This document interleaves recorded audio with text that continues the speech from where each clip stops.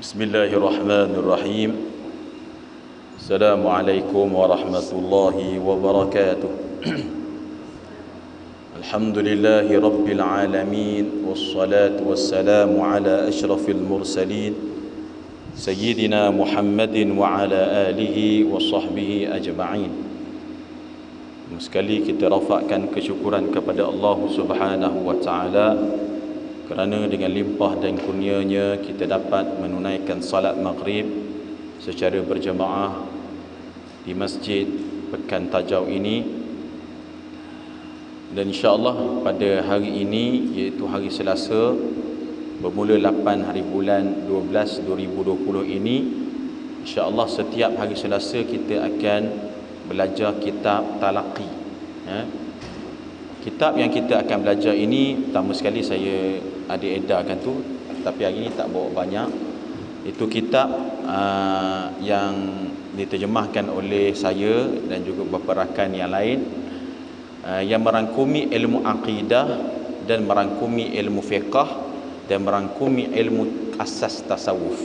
Dia merangkumi banyak ilmu asas, bab solat, zakat, haji, tauhid, semua ada. Tetapi dia buat sebagai mukhtasar. Mukhtasar ni maknanya ringkasan. Dulu pernah kita nak mula kat sini, hari tu dulu, lama dah dulu saya ada buka sekali kitab ni, tapi lepas tu saya bermusafir ke luar negara maka kita terkendala ni, kita nak mula baliklah ya. Jadi kitab ni kita bukan meniaga kitab, tapi kitab ni dia dicetak dan ditolak harga RM19 ya. Itulah, tapi saya bawa 10 je lah. Okey, insya-Allah kita akan belajar kitab ini sehingga khatam. Sehingga khatam. Lepas tu saya galakkan siapa yang dah dapat kitab, elok kebiasaannya, tak perlulah bawa balik ke rumah. Sebab boleh bawa balik rumah, tak ada masalah. Cuma kadang-kadang ni kita terlupa kan? Kita terlupa, bila kita balik rumah nanti, kita datang hari Selasa nanti, alamak lupa dah. Jadi tak bawa kitab, elok tinggal kat sini ke dengan tulis nama pada kitab tu, senang ya. Kalau hilang ke apa, anggap itulah sedekah jelah ya. Okey.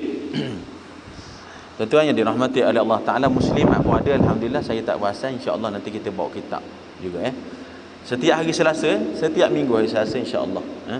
Tujuan kita buat majlis ilmu ni pertama sekali kita nak belajar ilmu lah ilmu akidah ahli sunnah wal jamaah. Bukan hanya ceramah, forum perdana, soal jawab di Facebook, di internet, di YouTube, tak. Tetapi dia perlu berguru, berdepan. Ilmu ni kena ambil secara talaqi, kena secara belajar. Talaqi ni maknanya belajar. Sebab apa? Sebab Nabi SAW bersabda, fa innamal ilmu bitta'allum wal fiqhu bittafaqquh. Maknanya ilmu ini didapati, kita dapat ilmu ni bukan dengan kita hanya mendengar melalui internet, YouTube, Instagram, Telegram, kilogram, gram-gram tu lah. Bukan melalui itu. Ya, memang ada informasi tu, tapi ilmu ni dia kena berguru. Mesti kena berguru supaya kita jelas benda tu. Kadang-kadang yang berada dekat handphone kita berbeza dengan realiti, hakikat dia. Selain daripada itu, keduanya adalah kita nak berkati masjid ni. Kita nak berkati masjid ini. Selain daripada solat berjamaah, kita buat majlis ilmu ini, hidupkan lagi majlis ilmu, tetapi secara tersusun dan berkitab. Semua masing-masing insya-Allah ada kitab. Kalau minggu depan saya akan bawa lagi lah, insya-Allah. Kemudian yang ketiganya, kita haraplah, kita doa. Doa ni tak semestinya angkat tangan, tuan-tuan ya. Muslimin muslimat semua, bukan kita angkat tangan ya Allah ya Allah, ada doa khas ke, tak. Doa ni pengharapan hati kita kepada Allah. Dengan majlis ilmu yang kita buat ni, kita mohonlah supaya Allah Azza wa Jalla angkatlah bala yang sekarang ni diturunkan kepada kita. Bala ni iaitu wabak COVID-19. Ujian. Bila mana hari ni kita dengar di Pahang, hari ni Pahang dah ada 33 kes. Dulu 0 kosong. 23 hari lepas tu 33 kes dah tadi baru maklum. Naik, meningkat. Kita tak ada masalah untuk apa semua ajan maut pada Allah Azza wa Jalla yang tentukan. Tapi kita nak mohon pada Allah Ta'ala ni, dia ada cara sebenarnya. Kita nak doa minta sesuatu pada Allah Ta'ala ni, bukan kita minta ya Allah turunkan ubat. Bukan macam tu. Dia ada cara dia. Kalau kita tengok Nabi Ayub, dia ditimpa penyakit yang sangat menyakitkan dia. Sakit dia tu, tapi sakit dia tak ada sampai keluar ulat ni. Nabi Ayub dia tak sakit sampai keluar ulat, tak. Biasa kita dengar macam tu, itu tak betul. Nabi Ayub memang sakit, ditimpa sakit, tapi tak sampai berulat semua sekali, tak. Okey, Nabi Ayub alaihi salatu wasalam, apabila ditimpa sakit, dia macam mana dia minta dengan Allah Azza wa Jalla? Dalam Quran sebut, wa ayyuba idh nada rabbahu anni massani ad-durr wa anta arhamur rahimin. Ya Allah, aku ditimpa kemudaratan. Dia tak kata sembuhkan aku ya Allah. Dia tak sebut. Ya Allah, aku ditimpa penyakit, maka berilah kepada aku kesembuhan. Dia tak sebut. Tapi dia sebut apa? Wa anta arhamur rahimin. Dia mentauhidkan Allah. Dia mengesakan Allah. Dengan kita mengesakan Allah ni, hati kita ada sesuatu niat untuk sembuh daripada penyakit ke, untuk diangkat bala ke, untuk apa sahaja, automatik Allah Ta'ala kabulkan. Seperti berlaku pada Nabi Ayub, penyakitnya itu disembuhkan oleh Allah Azza wa Jalla. Jadi kita mengharap 3 perkara tadi. Pertama sekali, kita nak belajar ilmu ni lah, nak dapatkan ilmu. Keduanya, kita nak imarahkan masjid. Ketiganya, kita nak semohon supaya Allah Subhanahu wa Ta'ala angkat bala dan ujian serta wabak yang ada pada bumi dunia sekarang ini, ya. Itu dia, insya-Allah. Jadi insya-Allah kita akan baca kitab yang berjudul kitab Mukhtasar Abdillahil Harari Al-Kafilu bi'ilmiddin ad-daruri. Okey tuan-tuan, kitab ini dia bahasa Arab sebenarnya. Kemudian saya terjemah, bawah tu terjemah dia. Bahasa Arab, teks bahasa Arab dan terjemah. Okey, sebelum kita baca kitab ni, saya nak kenalkan sedikit 5 minit. Kitab ini adalah diringkaskan oleh seorang guru, iaitu guru saya sendiri, iaitu tuan guru Syekh Muhaddis Abdullah Al-Harari. Dah meninggal dunia pada tahun 2008, baru lagi 2008 meninggal dunia. Beliau ni seorang ulama yang menghafal hadis Nabi ratusan ribu, bukan ribu, ratusan ribu. Sejarah dia ada dekat permulaan kitab, kita tak bacalah. Kemudian beliau adalah seorang waliullah yang saya tengok sendiri. Saya jumpa dia sendiri, dan saya belajar di rumah dia. Di rumah dia di bumi Syam, di negara Arab. Kita duduk dekat rumah dia, kita tengok tawaduknya, seorang guru, seorang ulama, seorang muhaddis yang besar, yang hebat. Kita tak belajar melalui internet ke apa, tak. Kita belajar talaqi sungguh dengan dia dan hidup dengan dia. Jadi saya banyak kitab-kitab yang lain lagi, ada Riyadhus Salihin, ada macam-macam kitab lagi. Tapi kita pilih kitab ini kerana saya dapati kitab ini merangkumi semua ilmu. Dia merangkumi semua ilmu, tapi secara ringkas, mudah kita nak faham. Secara ringkas, mudah kita nak faham sebagai permulaan, ya. Okey. Kemudian kitab ini yang keduanya, kitab Mukhtasar Abdillah Al-Harari Al-Kafilu bi'ilmiddin ad-daruri, ini telah disemak oleh beberapa pihak yang berautoriti. Okey, kalau di luar negara ada ulama-ulama yang besar seperti ulama-ulama Al-Azhar. Antaranya kita tengok, boleh nampak pada muka surat alif tu ada taqriz, dia panggil, disemak oleh ulama-ulama Al-Azhar dan diberikan pengiktirafan dan pengakuan tentang kitab ini. Kemudian kitab ini juga telah disemak oleh mufti-mufti di negara kita ni, di Malaysia ni. Ini kitab ni asal luar, disemak oleh mufti-mufti di negara kita dan para ilmuwan yang berautoriti, seperti antaranya Mufti Deghi Pahang sendiri, iaitu Datuk Abdul Rahman sendiri. Beliau kaji dan melihat dan memberikan pengiktirafan pada kitab ini. Jadi oleh kerana buku ini telah disemak oleh ulama-ulama, jadi saya kata eloklah kita sebarkan dan ajar kitab ini satu persatu secara bertalaqi, insya-Allah. Okey. Jadi saya rasa itu permulaan dia, mukaddimah dia. Dan insya-Allah saya, kalau nak kenal saya ni payah pasir, daripada payah pasir sekolah dari hijrah ni, budak-budak saya Ya, Ustaz Rashid bolehlah dan kalau nak jumpa ke datang terus kat madrasah, saya ada kat sana insya-Allah. Okey, boleh tuan-tuan Okey, kita boleh buka sekarang ini, kita mula insya-Allah biiznillah pada muka surat 1 ya, pada muka surat 1.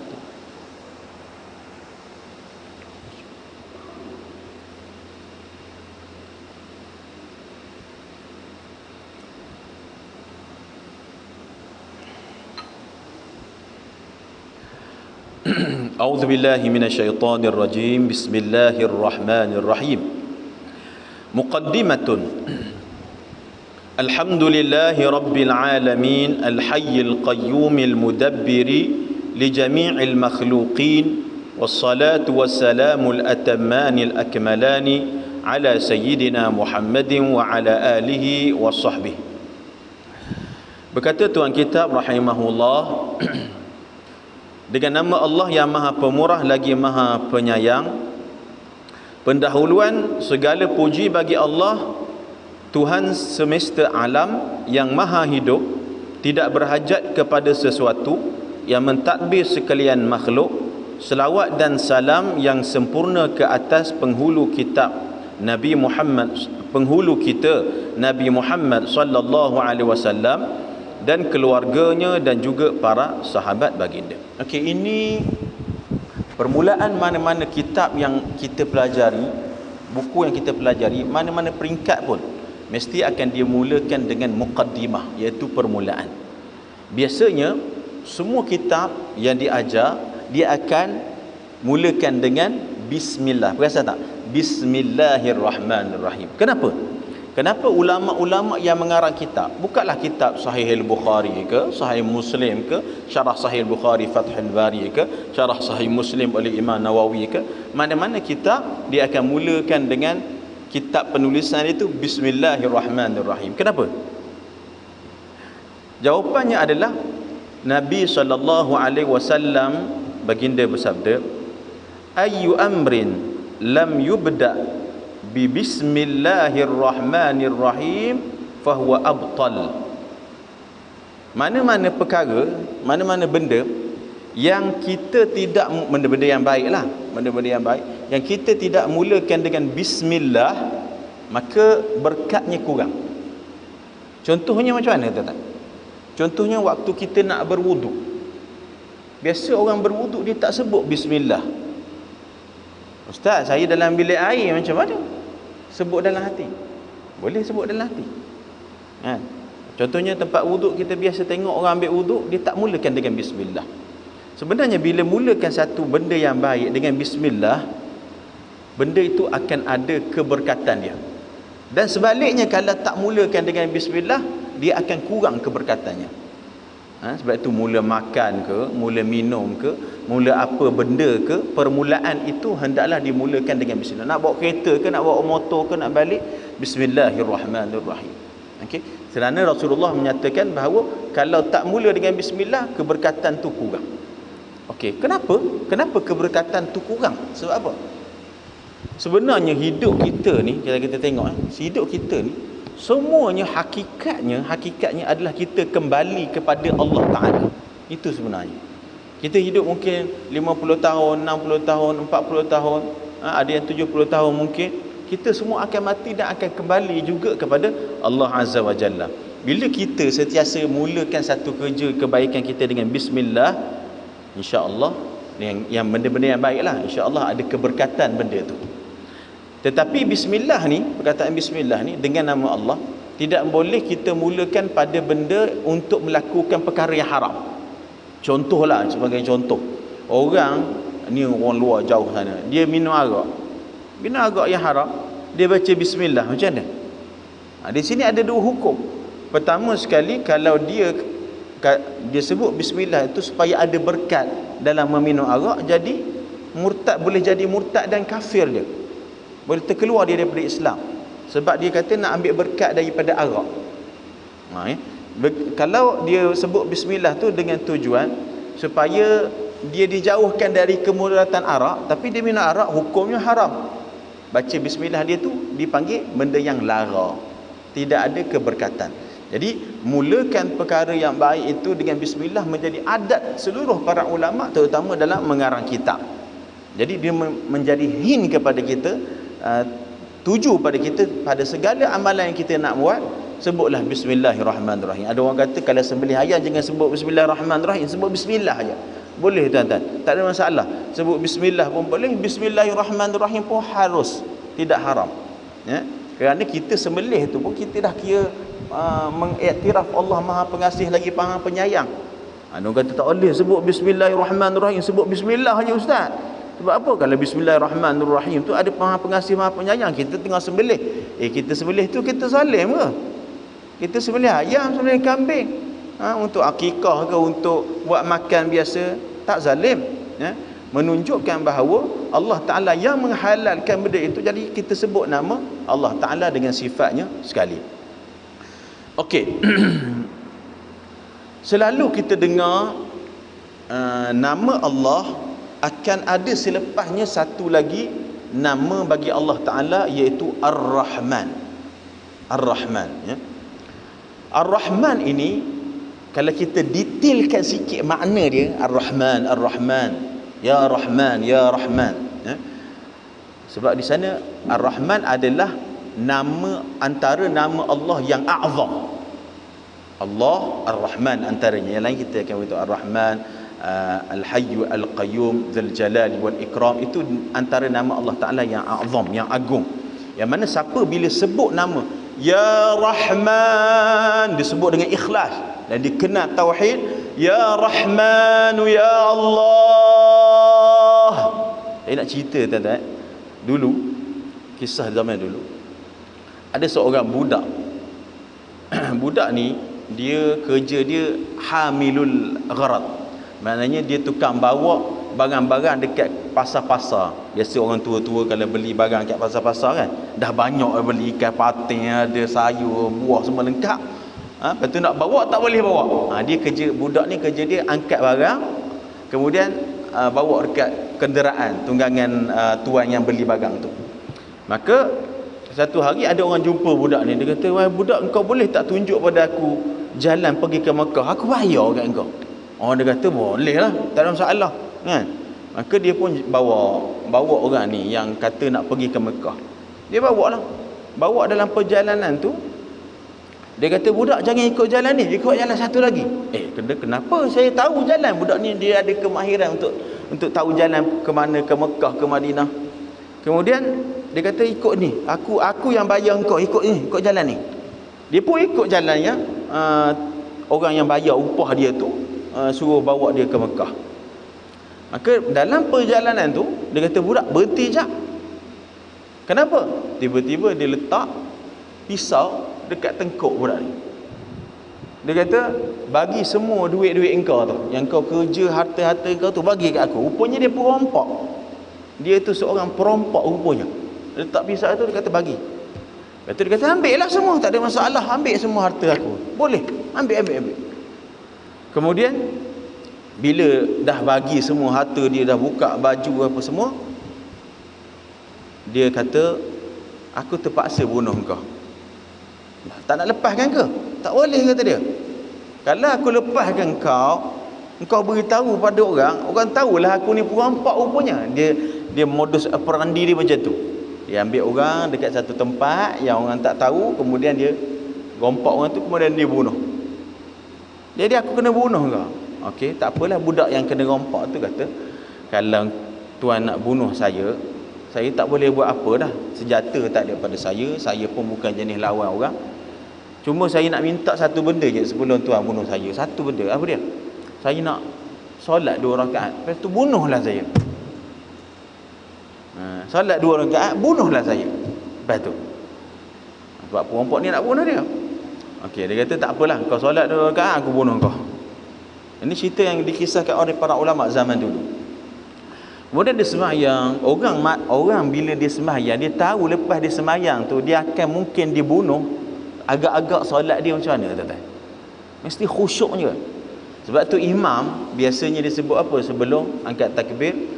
Biasanya lah, kita lupa ke kadang-kadang sebut, tapi kena sebut dalam hati kita, "Sallu salatan muwaddi'." Sembahyanglah solat yang selamat tinggal. Maknanya solat yang terakhir.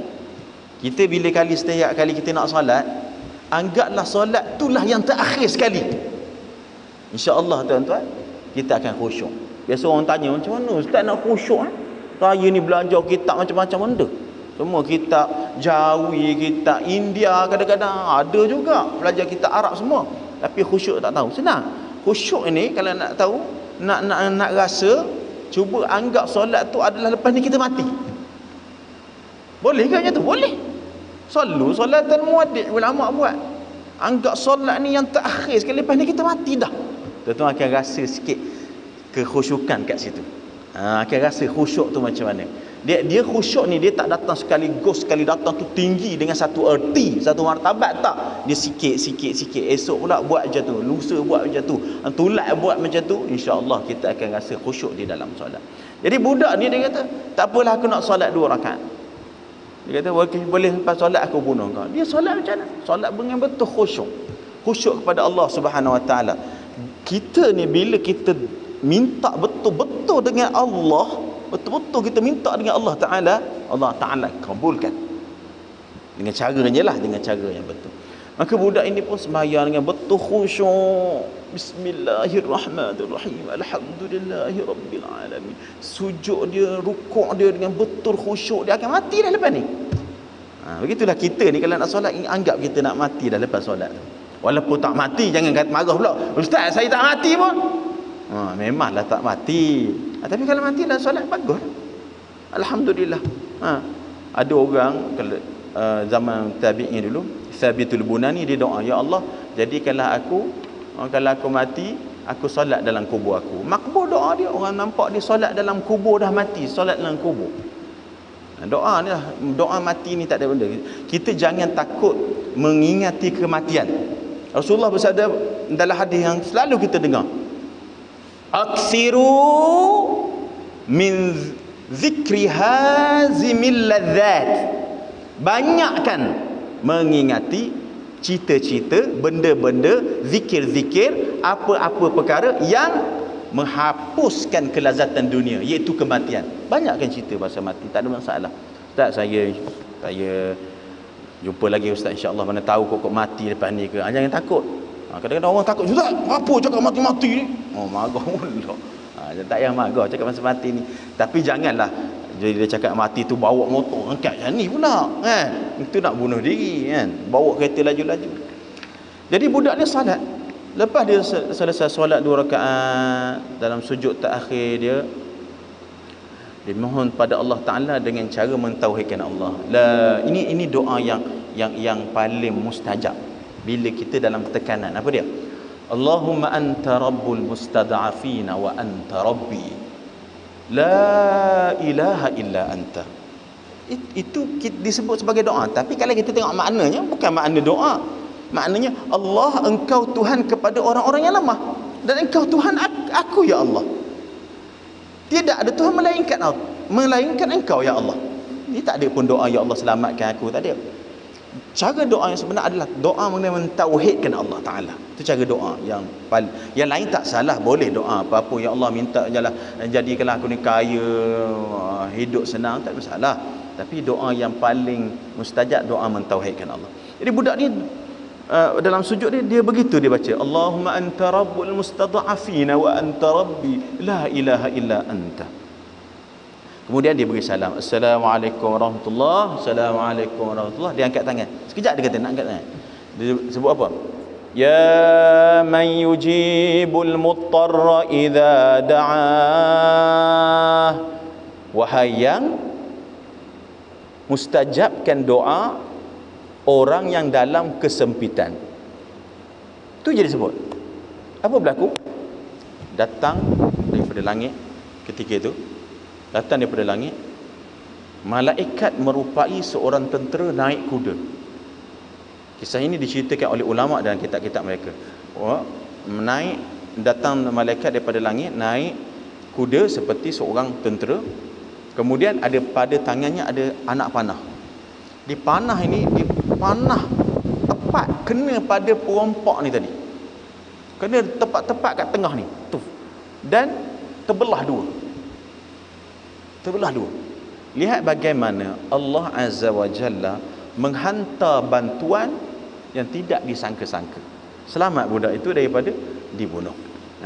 Jadi bila sebut Ya Rahman, Ya Allah, Ya Rahman, Ya Allah, itu nama Allah Ta'ala yang agung. Okey.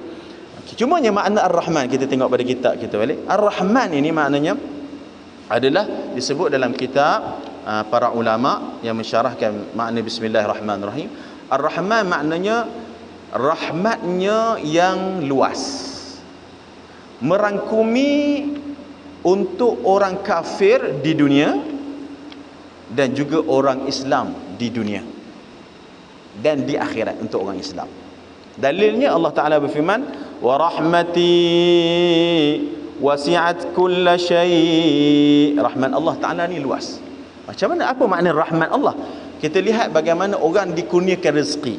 Ada orang tu tak pernah sembahyang pun, tapi kaya ustaz. Macam mana dia tak pernah pun datang masjid, Jumaat pun tak ada, contohlah. Tak pernah salat pun, tak pernah bergaul dengan orang cara baik, tapi dia kaya, rumah besar, Allah bagi dia rezeki. Itu biasa. Rahmat Allah di dunia meluas. Tapi wasa'aktubuha lilladzina yattaqun. Allah tentukan untuk hamba-hambanya yang bertakwa. Bila? Di hari akhirat. Ar-Rahman, Ar-Rahim.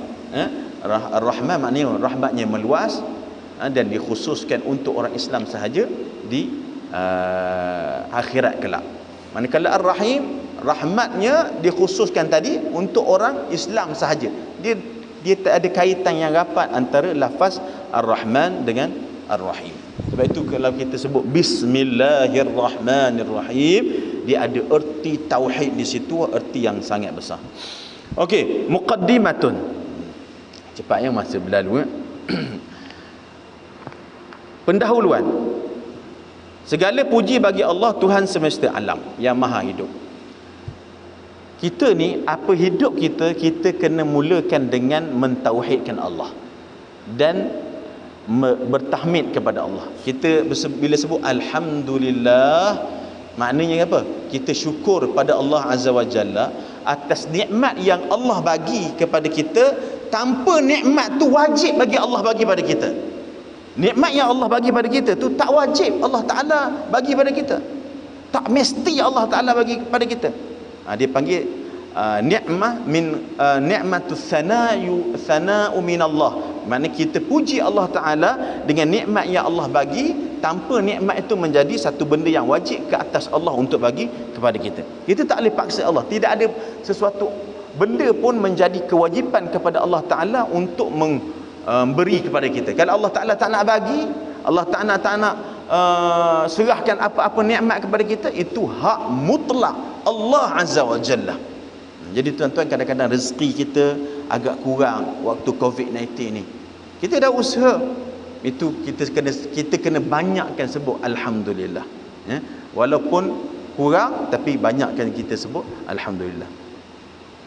Tuhan sekalian alam, semesta alam yang maha hidup. Okey, di sini dia ada sebut Tuhan sekalian alam. Alam ni, bila kita sebut alam ni, apa maksud alam? Alam berarti ma siwallah. Apa yang selain daripada Allah dinamakan sebagai alam. Rabbul alamin maknanya Tuhan sekalian alam. Apa yang selain Allah dipanggil alam. Jin alam, manusia alam, pokok alam, bumi alam, langit alam, ikan alam, binatang semua alam, dia panggil alam. Okey. Dan Tuhan kepada alam ini adalah Allah Azza wa Jalla yang maha hidup. Di sini ada sifat Allah Ta'ala yang kita kena pelajari. Allah Ta'ala kita kena percaya dalam hati bahawa Allah ini, waktu kita sengsara, waktu kita senang, waktu kita suka, Allah maha hidup. Dan sifat hidup bagi Allah Azza wa Jalla tidak seperti kita. Kita ni hidup dengan roh dan jasad dan darah. Tiga benda ni yang asas. Roh, jasad dan darah. Kalau tak ada roh, mati. Tak ada jasad, hancur lebur, mati.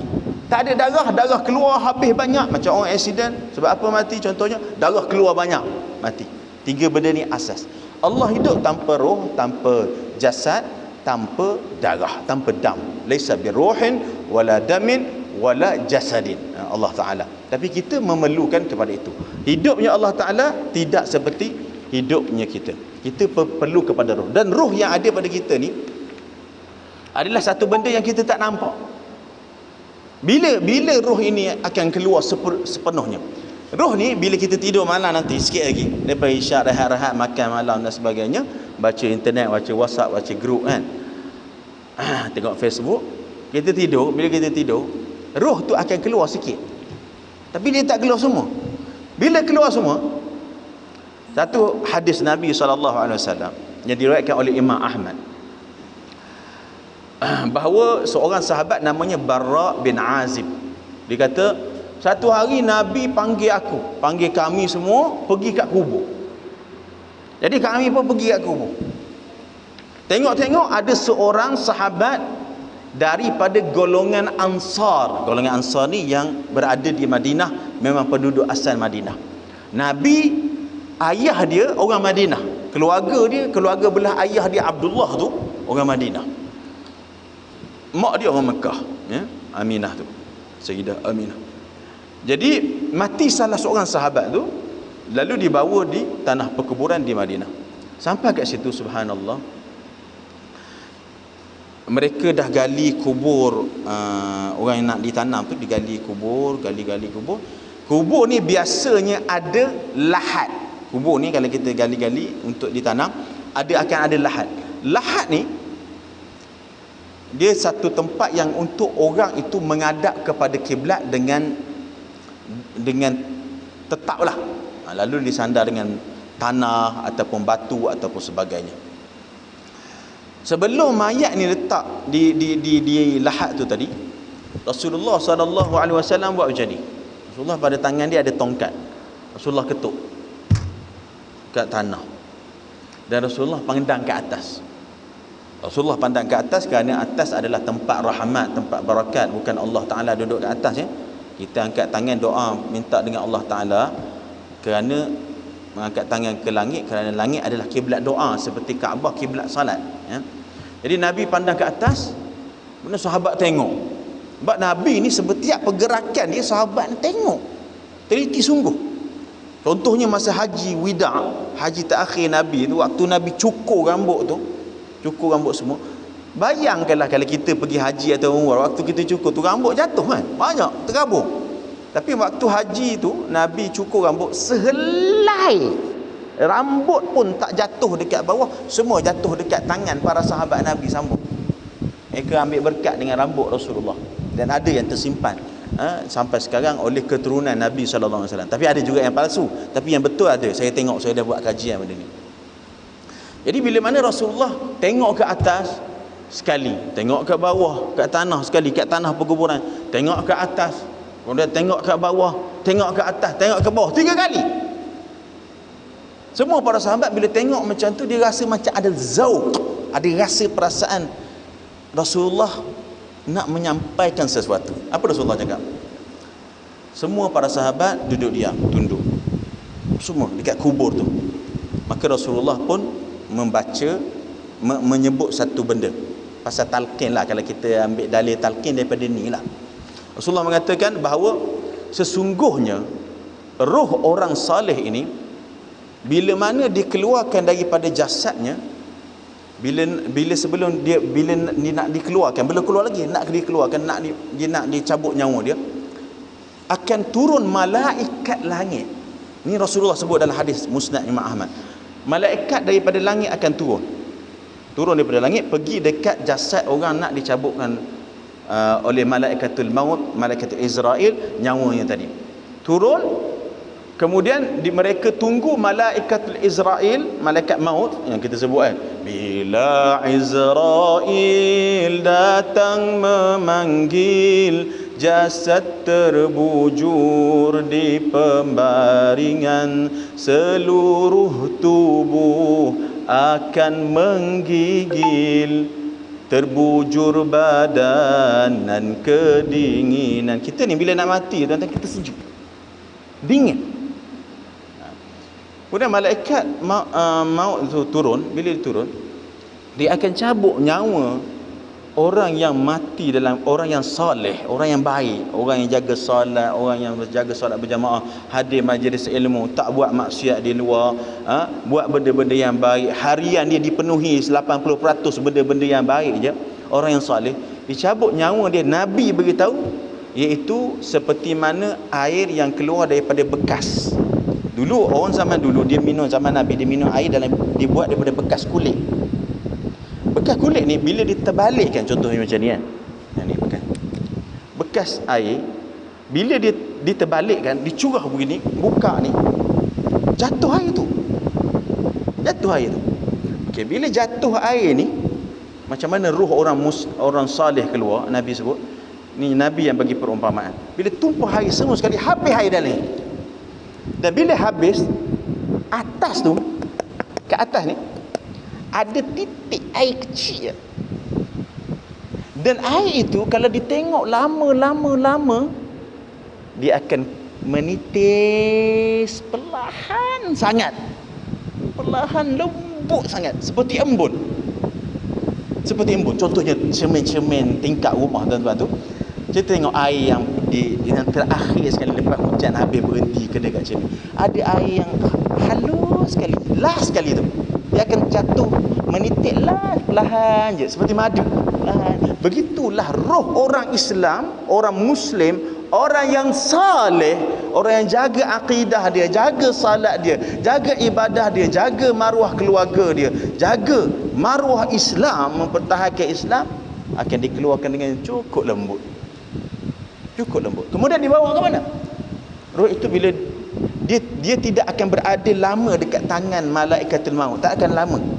Terus malaikat yang langit tadi bawa roh ni tadi, yang dikeluarkan semua secara lembut tadi, terus dia bawa tu ke atas, naik ke langit yang pertama, diketuk pintu. Malaikat yang jaga langit pertama tanya, siapa dengan kamu? Ni ada orang si fulan bin Sulan, orang yang saleh. Maka disebut marhaban. Ini roh kita, insya-Allah lah kita mati saleh ya tuan-tuan. Amin lah. Lepas tu diangkat sampai ke tempat yang tinggi. Allah Ta'ala mengatakan turunkan roh ini balik dekat roh yang saleh ini ke kubur dia. Masa tu kita dah buat proses dah, orang tu dah keluar roh dia pada jasad ni, kita dah mandikan dia, dah kafankan dia, kita dah salat untuk dia, kita semadikan dia, maka diturunkan roh itu masuk balik dalam jasad. Bila mana dia mendengar tapak kaki orang yang hantar dia kat kubur tadi balik, ketika itulah akan datangnya malaikah Munkar dan Nakir. Tengok ya, keistimewaan Nabi Muhammad SAW. Bila malaikat Munkar dan Nakir datang, soalan yang paling best sekali dia tanya adalah macam, adakah engkau kenal lelaki ini? Adakah kenal lelaki ini? Ini perbincangan yang panjang. Mungkin malaikat akan paparkan rupa Rasulullah SAW.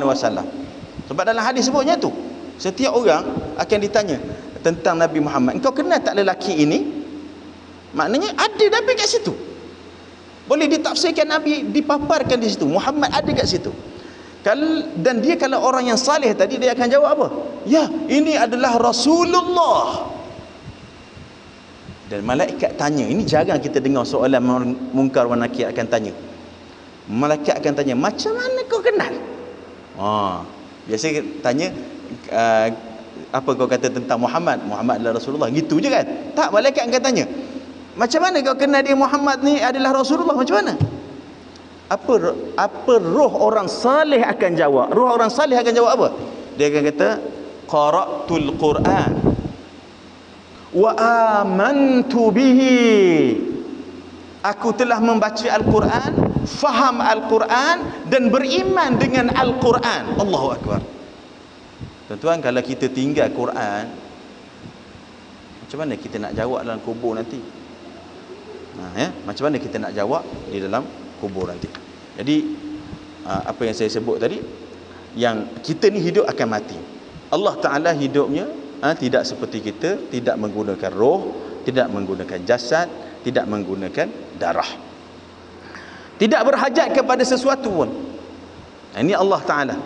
Kita kena tahu bahawa Tuhan tidak memerlukan kepada sesuatu benda pun. Bahkan dia mentadbir alam ini, makhluk ini, dengan tadbirnya yang hakiki, yang azali, yang abadi. Semua sekali telah ditentukan oleh Allah Ta'ala. Tuan-tuan datang majlis pada malam ni, pengajian kitab kita, kitab Mukhtasar Mazhab Imam Asy-Syafi'i ini, kita datang ni Allah Ta'ala telah tentukan. Telah tentukan. Dan ketentuan yang Allah Ta'ala tentukan tidak akan berubah sama sekali. Walaupun dengan doa orang-orang yang saleh, bahkan doa Nabi pun. Nabi Ustaz dalam hadis sebut, la yaruddul qada illa du'a. Tidak tertolak dengan doa itu akan tertolak qada. Maknanya kalau kita doa, qada tu akan kalah, doa akan menang. Apa maksud dia? Maksud hadis ini adalah qada muallaq, bukan qada Allah, bukan ketentuan yang datang daripada Allah. Qada muallaq ni apa pula? Yang tertera di dalam suhufil malaikah, tertera begini contohnya. Jika si fulan bin fulan buat baik kepada ibu dia, maka dia akan diluaskan rezeki dan rumahnya. Okey, berlaku tak orang itu akan buat baik pada ibu dia ataupun tidak? Itu ketentuan Allah Azza wa Jalla.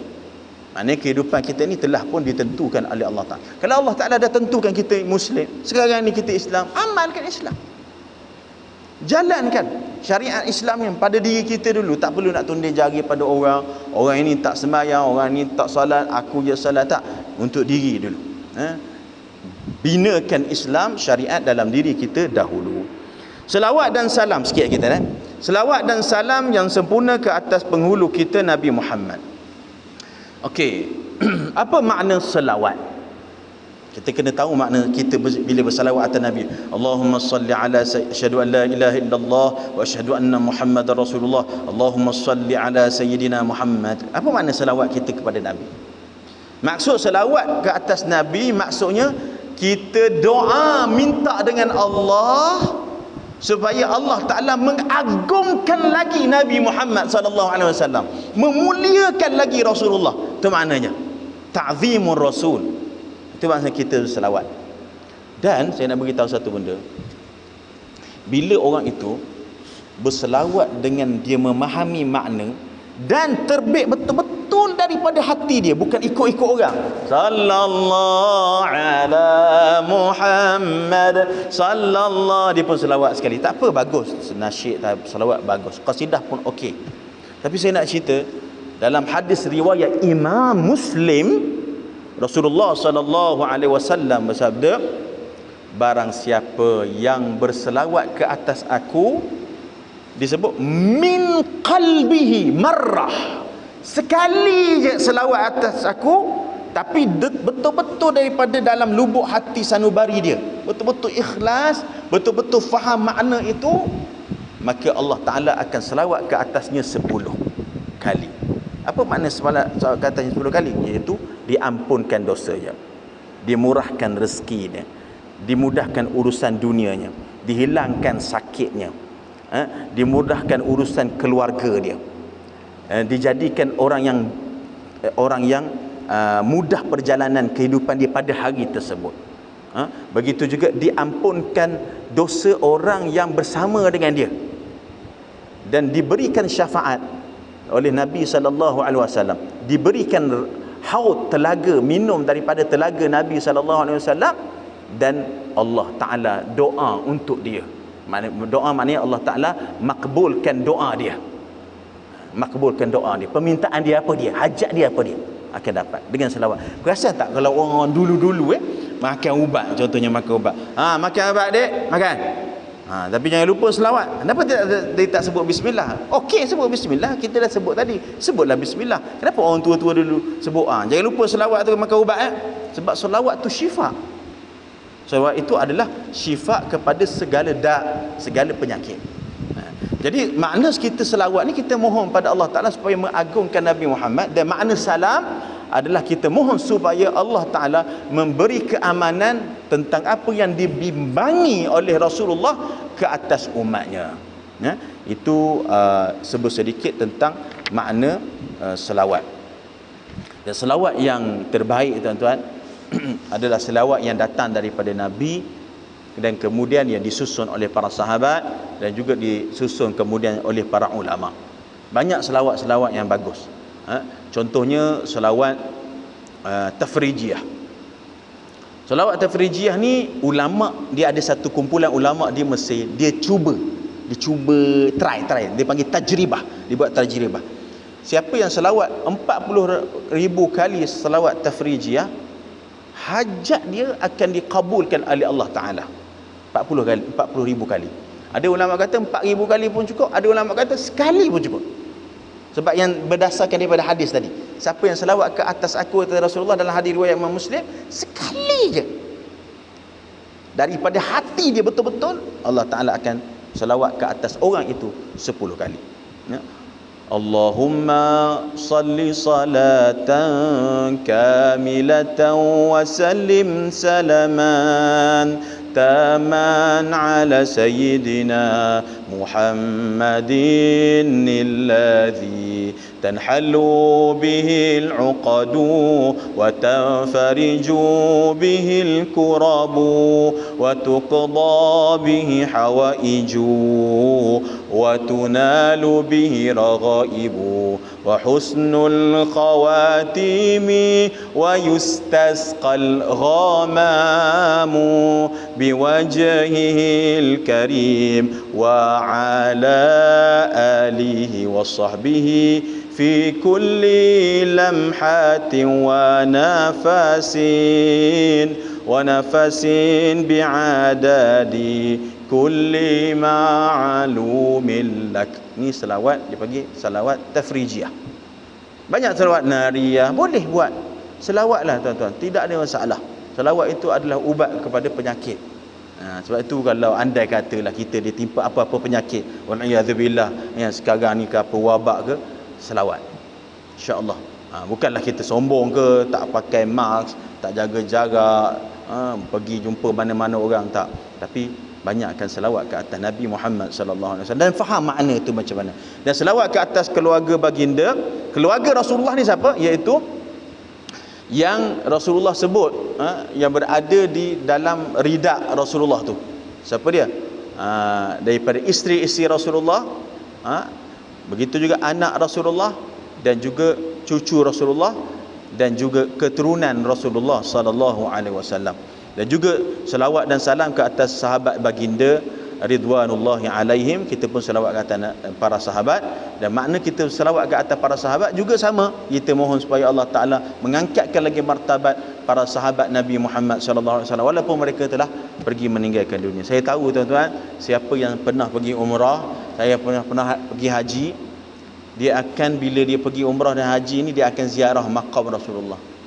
Tuan-tuan tahu tak, bila kita ziarah makam Rasulullah ni, kita akan rasa sangat uns. Dia panggil uns. Uns ni macam tenang. Kalau kita masuk daripada Babus Salam dekat Masjid Nabi tu kan, Babus Salam keluar kat Babul Baqi', Babus Salam keluar kat Baqi', lepas tu kita lalu depan makam Rasulullah, Sayyidina Abu Bakar, Sayyidina Umar. Bila kita lalu tu, kita akan rasa uns. Walaupun kita tak selawat, walaupun andai kata kita tak beri salam sekalipun kepada Nabi Muhammad sallallahu alaihi wasallam. Dan ketahuilah bahawa Rasulullah bersabda dalam hadis sahih Muslim, menurut sahih Muslim dan sahih Bukhari, hayati khairul lakum wa mamati khairul lakum tuhdithuna wa yuhdatsu lakum fama ra'aitu minkumul khaira hamidullah wa ma ra'aitu minkumus syarra istaghfartu lakum. Rasulullah bersabda, hidup aku baik untuk kamu. Kalau aku wafat meninggal dunia pun baik untuk kamu semua. Kalau aku hidup, berlaku satu perkara, ada hukum dikeluarkan. Dan bila aku mati, dipamerkan dengan ni. Ni yang kita buat duduk majlis ilmu dengan ikhlas hati kerana Allah ni, kita salat berjamaah ni, dipamerkan kepada Rasulullah sallallahu alaihi wasallam di dalam kubur, dan Rasulullah akan bertahmid kepada Allah. Bayangkanlah kalau kita selawat atas Nabi. Dan kalau aku lihat dipamerkan kepada aku umat aku buat benda yang buruk, istaghfartu lahum, istaghfartu lakum, aku akan mohon supaya Allah Ta'ala ampunkan dosa kamu. Rasulullah doakan untuk kita, tuan-tuan. Kalau kita buat silap, Rasulullah yang doakan untuk kita supaya Allah Ta'ala ampunkan kita. Jadi kenapa orang itu nak tinggalkan selawat? Kadang-kadang cakap selawat ni bid'ah, sesat, masuk neraka lah, tak boleh tu, tak boleh. Tak ada benda boleh. Yang boleh bid'ahkan orang dan kafirkan orang di sisi mereka. Okey, jadi itu sedikit permulaan kita pada muka surat 1. InsyaAllah kita akan sambung selepas daripada ini. Setiap hari Selasa, tuan-tuan, kitab kita sediakan. Kita ada saya bawa lah, tak sediakan, kena belilah. Dan kita nak belajar setiap huruf tu apa makna dia, dan kita akan huraikan dengan suasana keadaan kita semua, insya-Allah. Yang kitab ni sangat bagus, yang ditulis oleh guru saya sendiri dan meninggal dunia, Syekh Abdullah Al-Harari. Semoga dengan itu Allah Ta'ala merahmati beliau dan juga memberikan manfaat kepada kita dengan ilmu yang kita pelajari, insya-Allah. Dan kalau boleh buku yang ada simpan kat sini lah. Boleh juga balik rumah. Cuma itulah, kalau kat rumah ni kan letak jadi silap-silap kan, saya beli nasi lemak kan, hari ni kita aku ngajar ni kata kan, mana jadi bungkus nasi lemak tersilap kadang-kadang ya. Okey, jadi saya rasa setakat itu sahaja. Kita tutup dengan doa. Kita hayati doa. Dalam doa kita ni kita agungkan Allah Subhanahu Wa Taala. Kita minta Allah Taala jauhkanlah daripada kawasan kita ni, kampung saya juga, kampung tuan-tuan, taman kita, daripada segala bala yang orang takuti. InsyaAllah tuan-tuan, Allah Ta'ala tidak akan menurunkan mana-mana penyakit kecuali diturunkan bersamanya dawa, ada ubat. InsyaAllah ada ubat dia. Jadi ubat dia tu doa sebenarnya. Doa tu hakikatnya lah. Tapi kita usahakan dengan cara-cara yang lain juga. Okey, kita tutup dengan tahlil 3 kali dan selawat ke atas Nabi Muhammad sallallahu alaihi wasallam. La ilaha illallah, la ilaha illallah, la ilaha illallah. Allahumma salli ala sayyidina Muhammad wa ala alihi wa sahbihi wa barik wa sallim. Bismillahirrahmanirrahim. Alhamdulillahi Rabbil Alamin, wassalatu wassalamu ala ashrafil mursalin Sayyidina Muhammadin wa ala alihi wa sahbihi ajma'in. Ya man yujibul muttarra idha da'ah, Ya Allah ya Rahman, Ya Allah ya Rahman, Ya Hayyu ya Qayyum, Ya Dzal Jalali wal Ikram. Ya Allah ya Tuhan kami, ampunkanlah dosa-dosa kami ya Allah, ampunkanlah dosa ahli keluarga kami ya Allah. Ya Allah ya Tuhan kami, jadikanlah majlis kami ini diberkati dan dapat kami istiqamah dalam menghadirinya ya Allah. Ya Allah ya Tuhan kami, jadikanlah kami dengan ilmu yang kami pelajari, kami amali dengan ikhlas kerana-Mu ya Allah. Ya Allah ya Tuhan kami, murahkanlah rezeki untuk kami dan ahli keluarga kami ya Allah. Ya Allah ya Tuhan kami, permudahkanlah urusan kami dan ahli keluarga kami ya Allah. Ya Allah ya Tuhan kami, jauhkanlah kami daripada segala wabak, fitnah dan segala penyakit yang datang, virus COVID-19 ini ya Allah.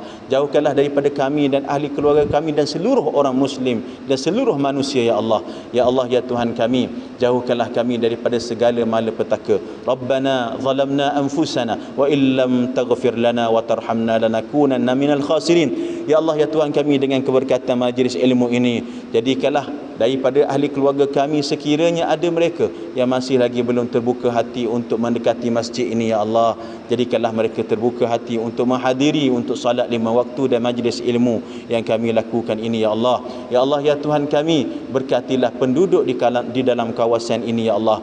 Ya Allah ya Tuhan kami, berkatilah jemaah dan kabulkanlah hajat di dalam hati-hati mereka yang hadir di dalam majlis ilmu pada malam ini ya Allah. Rabbana atina fid dunya hasanah wa fil akhirati hasanah wa qina adzaban nar. Wa sallallahu ala sayidina Muhammad wa ala alihi wa sahbihi wa baraka wa sallam. Wa akhiru da'wana anil hamdulillahi rabbil alamin. أقول قولي هذا وأستغفر الله لي ولكم والسلام عليكم ورحمة الله وبركاته. InsyaAllah siapa nak ambil wudu